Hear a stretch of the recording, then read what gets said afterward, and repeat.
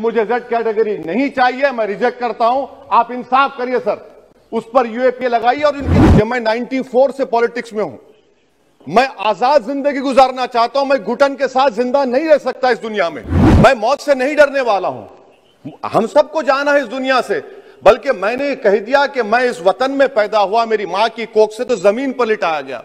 जब मेरी आंख बंद हो जाएगी तो इंशाल्लाह औरंगाबाद की जमीन मुझे दफनाया जाएगा। अगर इस तरह से अगर राजनीति आगे बढ़ेगी कि टोल गेट पर गाड़ी रुकती है और 4 राउंड गोलियां चलाई जाती हैं, आखिर इन नौजवानों को ये कैसे रेडिकलाइज हुए? अगर कोई स्पीच देता है, अगर कोई फेसबुक पर किसी क्रिकेट मैच पर किसी टीम की तायीद करता है तो यूएपीए लगता है। एक सिटिंग एमपी के ऊपर यूएपीए नहीं लगेगा सर। मैं सरकार पर छोड़ता हूं। ये कौन लोग हैं जो गोली पर भरोसा करते हैं, बैलेट पर नहीं करते?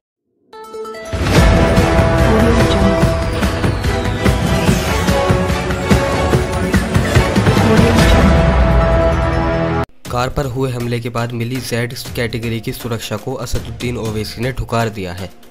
उनका कहना है कि आप मुझे ए श्रेणी का शहरी बनाइए जिससे मेरी और आपकी ज़िंदगी बराबर हो। ओवैसी पर हुए हमले के बाद उन्हें जेड कैटेगरी की सुरक्षा दिए जाने की बात सामने आई थी।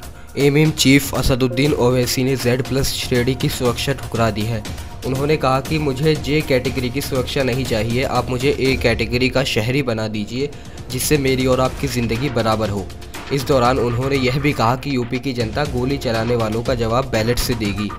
लोकसभा में एमएम चीफ असदुद्दीन ओवैसी ने कहा कि मैं सिक्योरिटी नहीं लूँगा, मुझे जेड कैटेगरी की सुरक्षा नहीं चाहिए, मुझे ए कैटेगरी का शहरी बनाइए जिससे मेरी और आपकी ज़िंदगी बराबर हो। इस दौरान उन्होंने साफ तौर पर कहा कि जिन लोगों ने गोलियां चलाई है या चलवाई है उसका जवाब जनता बैलेट से देगी, जनता नफरत का जवाब मोहब्बत से देगी। आइए देखते हैं एआईएमआईएम चीफ असदुद्दीन ओवैसी का वो लोकसभा वीडियो जिसमें उन्होंने जेड प्लस सिक्योरिटी के लिए मना किया है।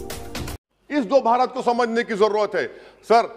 खत्म सर, मुझे खत्म सर सुनिए सर, मैंने करीब से 6 फीट से गोलियां देखी, मुझे बोलने दीजिए सर। हो सकता है कि कल दिन ना देखूं मैं। अगर मैं यहां पर नहीं बोलूंगा तो कहां बोलूंगा सर?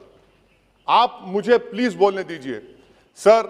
मैं आपसे गुजारिश ये करना चाहूंगा कि आप हरिद्वार में, रायपुर में और इलाहाबाद प्रयागराज में मेरे बारे में क्या कहा गया? आपके नाईबी की रिपोर्ट है ना, आप क्यों छुपा रहे उसको? देखिए, मैं मौत से नहीं डरने वाला हूं, हम सबको जाना है इस दुनिया से। बल्कि मैंने कह दिया कि मैं इस वतन में पैदा हुआ, मेरी मां की कोख से तो जमीन पर लिटाया गया। जब मेरी आंख बंद हो जाएगी तो इंशाल्लाह औरंगाबाद की जमीन मुझे दफनाया जाएगा। मगर मैं आपसे अपील करना चाह रहा हूं सरकार से सर, कि जो कुछ बातें की गई हैं उसको देखिए। मैं जेड कैटेगरी सिक्योरिटी नहीं चाहिए मुझे, मैं हरगिज नहीं चाहिए मुझे। मैं 94 से पॉलिटिक्स में हूं, मैं आजाद जिंदगी गुजारना चाहता हूं। मैं घुटन के साथ जिंदा नहीं रह सकता इस दुनिया में। मुझे जिंदा रहना है तो अपनी आवाज उठाना है, मुझे जिंदा रहना है तो सरकार किसी के उनके खिलाफ बोलना है। और अगर गोली लगती है तो मुझे कबूल है, मगर मैं घुटन की जिंदगी नहीं गुजार सकता सर। मेरा मानना यह है कि संविधान में अगर देश के गरीबों को, मजलूमों को, अल्पसंख्यक समाज को सिक्योरिटी मिलेगा तो मुझे मिलेगी सर। आपकी चिंता हमें है ना सर, इसलिए सिक्योरिटी दे रहे हैं सर। आपको नहीं सर, देश के गरीब बचेंगे तो मैं बचूंगा। ओवैसी की जान इखलाक पीलू से बढ़कर नहीं है सर। ओवैसी की जान उस वक्त बचेगी जब गरीब की जान बचेगी। इसीलिए मैं आपके जरिए सरकार से अपील करना चाहूंगा कि सर, इस नफरत को खत्म करिए, इस नफरत को खत्म करिए और इस पर आप गौर करिए। मैं नहीं लूंगा सिक्योरिटी, मैं जेड कैटेगरी नहीं चाहता हूं सिक्योरिटी। मुझे ए कैटेगरी का शहरी बनाइए, आप मुझे ए कैटेगरी का शहरी बनाइए ताकि मेरी और आपकी जिंदगी बराबर हो। जब देश के प्रधानमंत्री पर सिक्योरिटी ब्रीच हुआ, अपोजिशन की तरफ से मैंने कहा था कि गलत हुआ। सब सेकुलर पार्टी के लोगों ने कहा कि ओवैसी तुम क्यों बोले? मैंने कहा नहीं, देश का प्रधानमंत्री मेरा है, सिक्योरिटी ब्रीच हुई तो एक्शन लेना चाहिए। मगर 4 मर्तबा के एमपी पर कोई 6 फीट के फासले से 4 गोली चलाता है। मुझे मौत है, हम सबकी मौत है, मगर मैं इन गोली चलाने वालों से डर कर खामोश नहीं बैठने वाला हूं। और मैं दुआ करता हूं कि उत्तर प्रदेश में पुरअमन पोलिंग होगी इंशाअल्लाह। उत्तर प्रदेश की जनता गोली चलाने वालों का जवाब बैलेट से देगी, नफरत का जवाब मोहब्बत से देगी और कमजोरों को दबाने का जवाब हिस्सेदारी से देगी। मेरी आपसे गुजारिश है सर कि मुझे जेड कैटेगरी नहीं चाहिए, मैं रिजेक्ट करता हूं। आप इंसाफ करिए सर, उस पर यूएपीए लगाइए। और इनके दिमाग कौन है? 2 लोग रेकी करते हैं, उनको मालूम कि मैं मीरठ की ठोर से आ रहा हूं उस टोल गेट पर, और 6 फीट के फासले पर गोली चलाते हैं। तो आप देख लीजिए सर, आप सरकार के हवाले, अगर आप इंसाफ करना चाहे आप इंसाफ कर सकते, मगर रेडिकलाइजेशन आपको नुकसान पहुंचाएगा। और इससे असाउद्दीन ओवैसी जी। स्पीकर सर, आपका बेहद शुक्रिया कि कल शाम में आपने फ़ोन करके मेरी खैरियत और मुझसे दरियाफ़्त किया कि क्या हुआ, और आपने मुझे बताया कि आपने फ़ौरन पुलिस के आला अहदेदारों से बातचीत भी की। मैं आपका बेहद शुक्रिया अदा करता हूं कि आपने अपनी संवैधानिक जिम्मेदारी को एक रुकने पार्लिमान की जान पर जब कातिलाना हमला किया गया टोल गेट पर, आपने उस बात की, मैं आपका शुक्रिया अदा करता हूं। स्पीकर साहब, मैं मुख्तसर से यहाँ पर ये बात कहना चाहूँगा कि मुख्तलिफ सियासी पार्टियाँ मुख्तलिफ प्रदेश में इक़्तिदार पर हैं। ये बात आप तमाम को मैं गोशेगुजार कर रहा हूँ कि आखिर ये कौन लोग हैं जो गोली पर भरोसा करते हैं, बैलेट पर नहीं करते।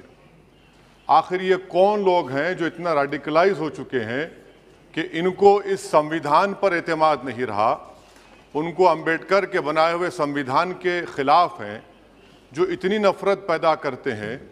आखिर ये कौन लोग हैं? मैं इसको सियासी गुफ्तगू नहीं करूंगा, ये सबके लिए छोड़ रहा हूं, क्योंकि जहां तक मुझे मालूम कि मैं 2 मरतबा का विधायक हूं, 4 मरतबा का सांसद हूं, और अगर इस तरह से अगर राजनीति आगे बढ़ेगी कि टोल गेट पर गाड़ी रुकती है और 4 राउंड गोलियां चलाई जाती हैं, आखिर इन नौजवानों को ये कैसे रेडिकलाइज हुए?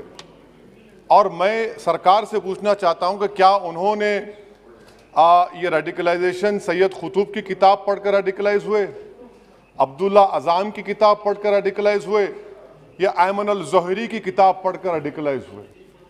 इसीलिए मैंने सरकार से 2015 में कहा था कि इंटरनल सिक्योरिटी डिपार्टमेंट MHA में, उसमें तमाम मज़ाहिब के लोगों का एक काउंटर रेडिकल सेल बनाइए आप। और सर, ये रेडिकलाइज हो चुके हैं तो भारत की इससे राइट विंग कम्युनिज्म और टेररिज्म बढ़ेगा। मैं आपसे अपील कर रहा हूं कि जो गलती NDA 1 में की थी, आप वही करने जा रहे हैं। आपको नुकसान होगा, आपकी सरकार को नुकसान होगा, देश को, तो देश की सालिमियत को खतरा तो पैदा हो रहा है। सर, मैं आपके जरिए से सरकार को यह भी बताना चाहूंगा कि जिन लोगों ने ये रेडिकलाइजेशन किया है, आप इस पर गौर करिए, इन पर UAPA क्यों नहीं लगाते आप? अगर कोई स्पीच देता है, अगर कोई फेसबुक पर किसी क्रिकेट मैच पर किसी टीम की तायीद करता है तो UAPA लगता है। एक सिटिंग MP के ऊपर UAPA नहीं लगेगा सर, मैं सरकार पर छोड़ता हूं। सर, चौथी बात यह है कि रेडिकलाइजेशन की जब बात होती है, हमने यहां पर एक कांग्रेस के बड़े नेता से सुना कि 2 भारत हैं दौलत के एतबार से। नहीं सर, भारत की दौलत मोहब्बत है, भारत की दौलत पैसों की दौलत नहीं है, भारत की दौलत मोहब्बत है। हां, 2 भारत हैं, एक मोहब्बत पर जो पिछले कई बरसों से आबाद है, और एक नफरत पर भारत बन रहा है। तो क्या आप दौलत की भारत की मिसाल देंगे या मोहब्बत की भारत की मिसाल देंगे? अगर मोहब्बत की भारत की मिसाल देंगे तो उसमें आपको मेरी जबान को रोकने के लिए गोली चलाने की जरूरत नहीं है। इस 2 भारत को समझने की जरूरत है।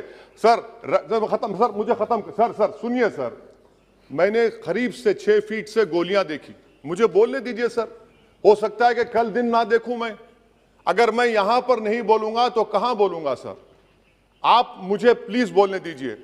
सर, मैं आपसे गुजारिश ये करना चाहूंगा कि आप हरिद्वार में, रायपुर में और इलाहाबाद प्रयागराज में मेरे बारे में क्या कहा गया, आपके नाईबी की रिपोर्ट है ना, आप क्यों छुपा रहे उसको? देखिए, मैं मौत से नहीं डरने वाला हूं, हम सबको जाना है इस दुनिया से, बल्कि मैंने कह दिया कि मैं इस वतन में पैदा हुआ, मेरी मां की कोख से तो जमीन पर लिटाया गया, जब मेरी आंख बंद हो जाएगी तो इंशाल्लाह औरंगाबाद की जमीन मुझे दफनाया जाएगा। मगर मैं आपसे अपील करना चाह रहा हूं सरकार से सर, कि जो कुछ बातें की गई हैं उसको देखिए। मैं जेड कैटेगरी सिक्योरिटी नहीं चाहिए मुझे, मैं हरगिज नहीं चाहिए मुझे। मैं 94 से पॉलिटिक्स में हूं, मैं आजाद जिंदगी गुजारना चाहता हूं। मैं घुटन के साथ जिंदा नहीं रह सकता इस दुनिया में। मुझे जिंदा रहना है तो अपनी आवाज उठाना है, मुझे अब जिंदा रहना है तो सरकार किसी के उनके खिलाफ बोलना है, और अगर गोली लगती है तो मुझे कबूल है, मगर मैं घुटन की जिंदगी नहीं गुजार सकता सर।